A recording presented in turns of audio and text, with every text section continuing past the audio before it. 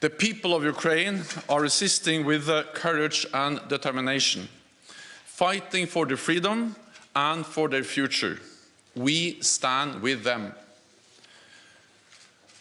President Zelensky addressed us with an impassioned message, thanking NATO allies for the significant support we are providing and stressing the vital importance of even more military assistance. Today, NATO leaders agreed that we must and will provide further support to Ukraine. We will continue to impose unprecedented costs on Russia, and we will reinforce allied deterrence and defense. Leaders approved our 4 new battle groups in Bulgaria, Hungary, Romania, and Slovakia. These are in addition to the 4 already in the Baltic countries and Poland. So we have 8 multinational NATO battle groups now, from the Baltic Sea to the Black Sea. Across Europe, there are 100,000 US troops supporting NATO efforts, and European allies and Canada have also stepped up. We have 40,000 forces under direct NATO command, mostly in the eastern part of the alliance, backed by major air and naval power, including an unprecedented 5 carrier strike groups from the high north to the Mediterranean. Today, NATO leaders agreed to reset our deterrence and defense for the longer term, to face a new security reality. On land, we will have substantially more forces in the eastern part of the alliance at higher readiness, with more pre-positioned equipment and supplies. In the air, we will deploy more jets and strengthen our integrated air and missile defense. At sea, we will have carrier strike groups, submarines, and significant numbers of combat ships on a persistent basis. We will also strengthen our cyber defenses and enhance our exercises, focusing on collective defense and interoperability. I expect we will decide on the details at our next summit in Madrid in June. Today, Allied leaders also agreed to provide further support to Ukraine, helping to uphold their fundamental right to self-defense. Allies are also equipping Ukraine with significant military supplies, including anti-tank and air defense systems and drones, which are proving highly effective, as well as substantial financial and humanitarian aid.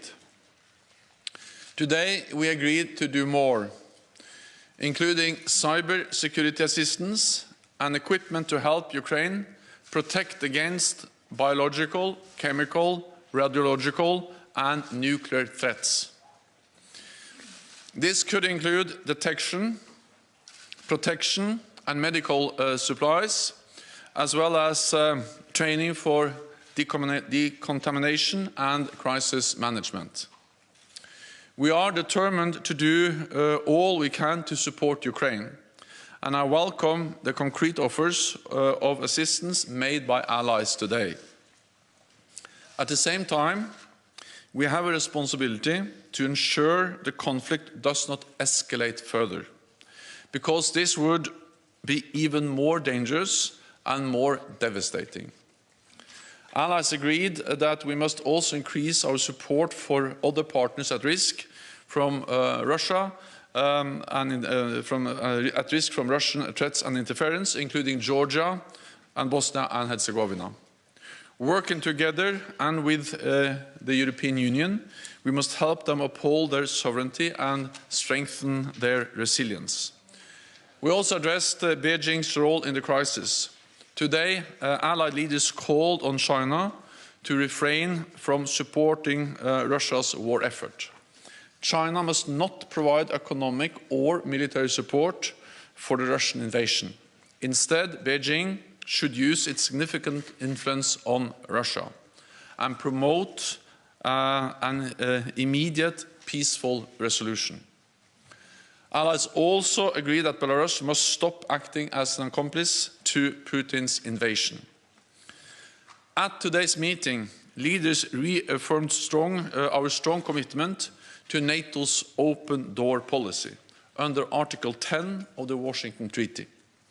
NATO enlargement has been an historic success, spreading democracy, freedom and prosperity across Europe.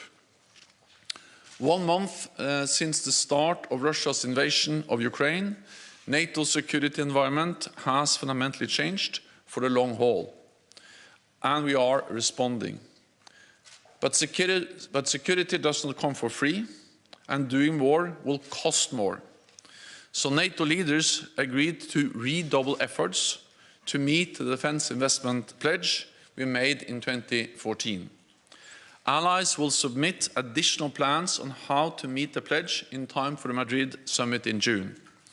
And I welcome that a number of allies today announced plans for significant increases in defense spending. At this dangerous time, transatlantic unity and solidarity are vital. Europe and North America are standing and will continue to stand strong together in NATO. And with that, I'm ready to take your questions. Okay, CNN. Hi, Mr. Secretary General. Thank you. President Zelensky, in his address to NATO, accused Russia of deploying phosphorus munitions.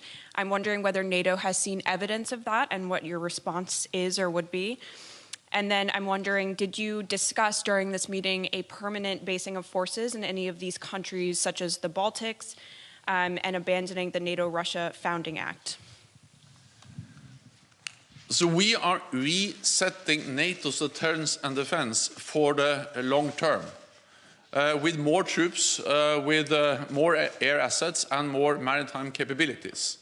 We have already increased our presence in the East, and today we decided on 4 new battle groups, and the leaders agreed to task our military commanders to provide options for a long-term reset of our presence, our military posture in the eastern part of the alliance and across the whole alliance. Details will be then decided at our summit in June. But that comes on top of what we have already done. So this is long term. We are prepared for long haul because we can already today say that, the Russian invasion, President Putin's invasion of Ukraine, has changed our security environment for the long term.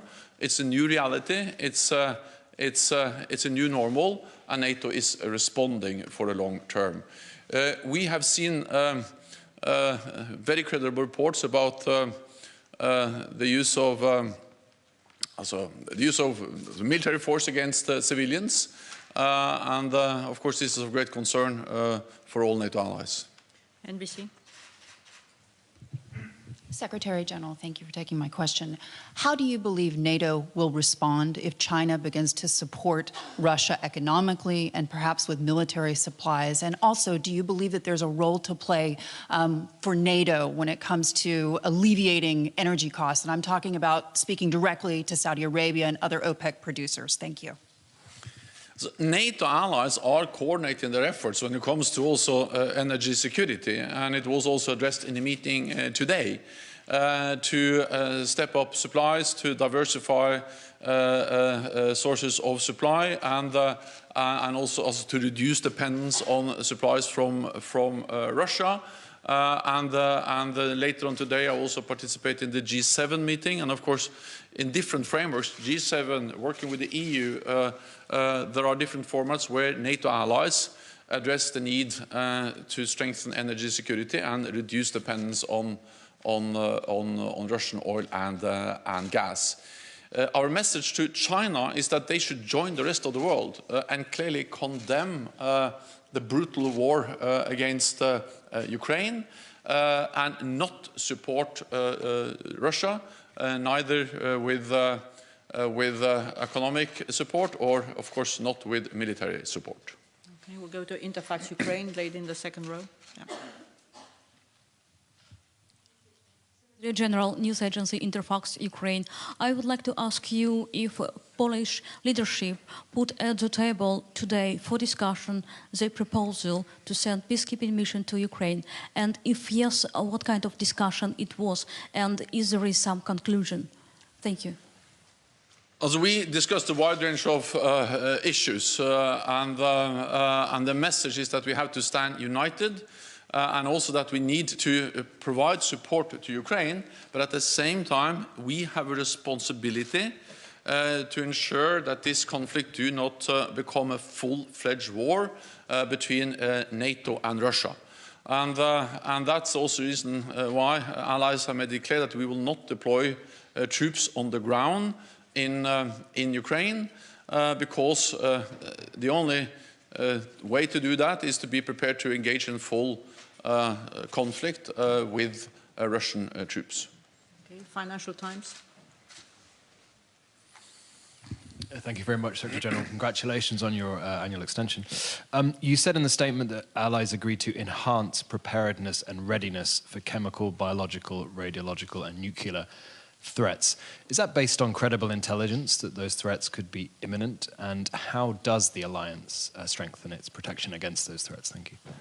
So we are concerned, partly because we see the rhetoric and we see that Russia is trying to create some kind of pretext accusing Ukraine, United States, NATO allies for preparing to use chemical and biological weapons. And we have seen before that this way of accusing others is actually a way to create a pretext for do the same themselves.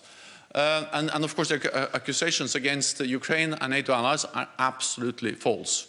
Any use of chemical weapons will totally change the nature of the conflict. It will be a blatant violation of international law, and it will have widespread consequences and, of course, be extremely dangerous.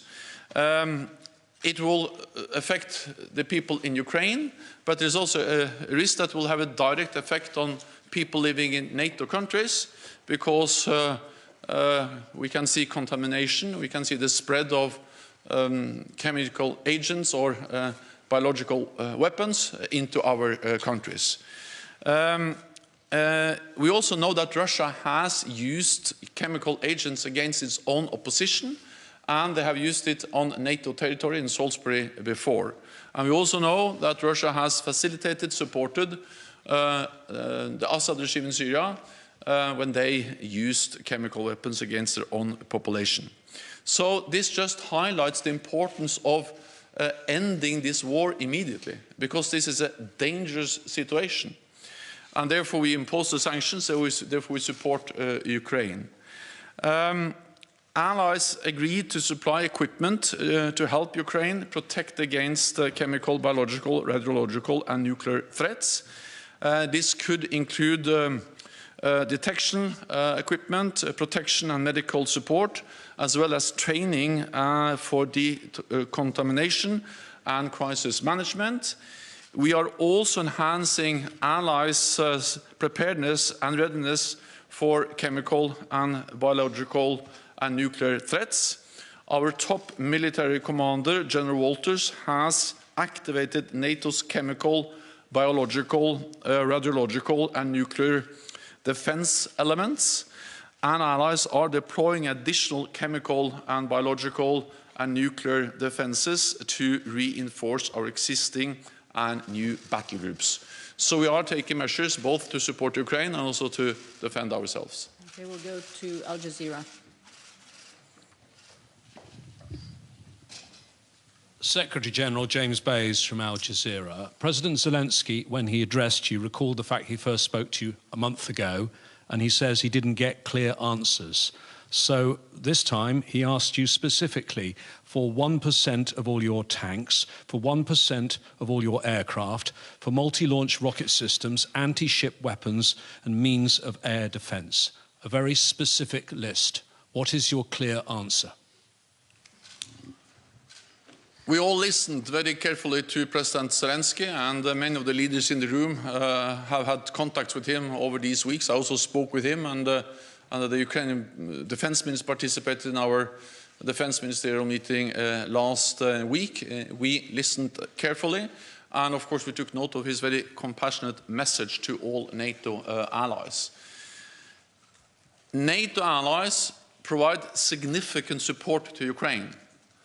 And we provide also lethal weapons, advanced systems, and also systems that help them to shoot down planes and attack battle tanks with anti-tank weapons, and many other types of systems, including drones.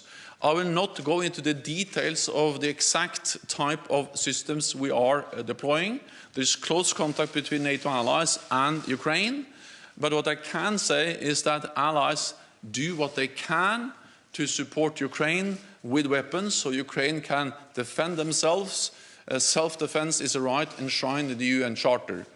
At the same time, we have a responsibility to prevent this conflict from becoming a full-fledged war in Europe involving not only Ukraine and Russia, but NATO allies and Russia. That will be more dangerous and more devastating. And I think we have to be honest about that, and that's exactly what we have been in our meeting today, and also what I say to you in the press conference now. So again, no clear answer. Well, what we do is that we are delivering a lot of equipment, and that is an answer, but I will not go into the details. I don't think that's wise for operational reasons if I listed exactly what and when and how. We are delivering essential equipment to Ukraine. The NATO allies have stepped up, and it's essential for the progress they have been able to make in the fight against the invading Russian forces. Thank you very much, colleagues. I know there are many questions. I'm afraid the Secretary General needs to go to the G7 meeting, but there will be other briefings throughout the day. Thank you so much. Thank you.